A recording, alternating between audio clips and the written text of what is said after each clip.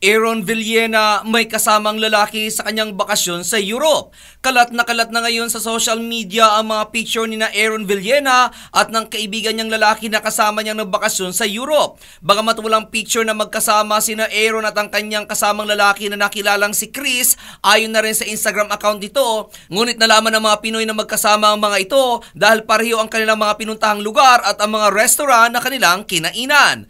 Dahil dito kung kaya't muling lumutang ang pag-question sa gender ni Aaron na matagal nang pinagdududahan. Bagamat itinanggi na noon pa ng kaibigang komedyante ni Aaron na si Kakay na bakla ito, ngunit hindi natigil ang pag-question sa gender nito, lalo na at lumabas ang nasabing mga picture. Sa isang picture naman ito nakuha sa isang resort sa Bataan, makikitang magkasama ang dalawa kasama ng kanilang mga kaibigan, ngunit magkahiwalay ang pwesto ng mga ito. May komento naman sa isang picture na nagsasabing isang bisexual ang kasakasama ni Aaron dahil madalas daw ito sa O-Bar, isa umanong bar na pinupuntahan ng mga silahis at bading.